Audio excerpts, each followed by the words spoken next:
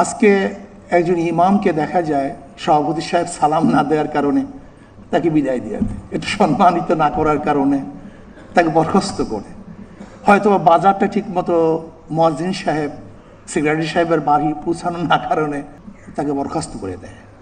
আমি আজকে আমার প্রধানমন্ত্রীকে অনুরোধ করব, একটা নির্দিষ্ট নীতিমালা থাকা চাই যে কোন কারণে তাকে বরখাস্ত করা হবে। মাশাআল্লাহ, আলহামদুলিল্লাহ, জাযাকাল্লাহ। কেন বরখাস্ত করা হবে?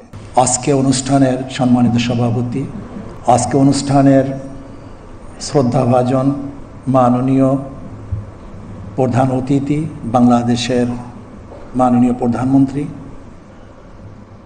হযরত উলামায়ে কেরাম, সর্বস্তরের বিভিন্ন স্তরের দায়িত্বশীল ভাইয়েরা আমার, আজকে উলামায়ে কেরামকে এবং ধর্মীয় যাজকদেরকে সম্মানিত করা হয়েছে। এর জন্য আমরা আনন্দিত, খুশি এবং আমরাও মাননীয় প্রধানমন্ত্রীকে সম্মানিত করতে চাই।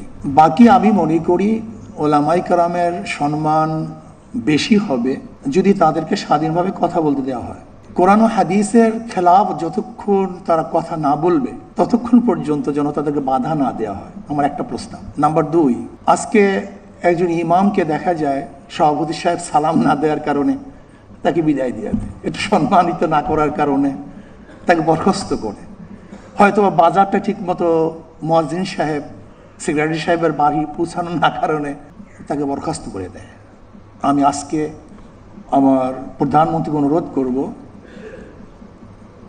একটা নির্দিষ্ট নীতিমালা থাকা চাই যে কোন কারণে তাকে বরখাস্ত করা হবে। মাশাআল্লাহ, আলহামদুলিল্লাহ, জাযাকাল্লাহ। কেন বরখাস্ত করা হবে? আকীদা এবং কোরআন ও সুন্নাহর অনুকূলে যতক্ষণ থাকবে ততক্ষণ কোনো অবস্থাতেই তাকে বরখাস্ত করা যাবে না। আলহামদুলিল্লাহ, শুকরিয়া জ্ঞাপন করছি। নাম্বার 3, যদি আপনি সম্মানিত করতেছেন উলামায়ে কেরামকে, তাহলে আমি বলবো যে কমপক্ষে যারা চাকরিতে অন্তর্ভুক্ত হবে তাদের চরিত্রের সার্টিফিকেট যেন এই ইমাম থেকে নেওয়া হয়, এই এলাকার ইমাম থেকে, যে 5 ওয়াক্ত নামাজ পড়ি কিনা, তার আদর্শ ভালো কিনা। যদি এরকম কিছু তাদের থেকে চারিত্রিক সার্টিফিকেট নেওয়া হয় তাহলে আমরাও ভালো হয়ে যাব, আমরা ভালো হবো। আমরা চরিত্রের সার্টিফিকেট দিই, কাজে আমি যদি ভালো না হই তাহলে চরিত্রের সার্টিফিকেট আমি দেবো কীভাবে? কাজে আমাকে আগে চরিত্রবান হতে হবে, তারপর আমাকে চরিত্রের সার্টিফিকেট দিতে হবে। যদি এই কাজটা করতে পারেন জীবনভর আপনাকে সবাই স্মরণ করবে যে কমপক্ষে এই ব্যক্তি নামাজ পড়ে, এই ব্যক্তি খারাপ কাজের সাথে সংযুক্ত না। যদি ইমাম থেকে এরকম সার্টিফিকেট নেওয়া হয়, চরিত্রের সার্টিফিকেট, মনে হয় যেন সম্মানিত করা হবে।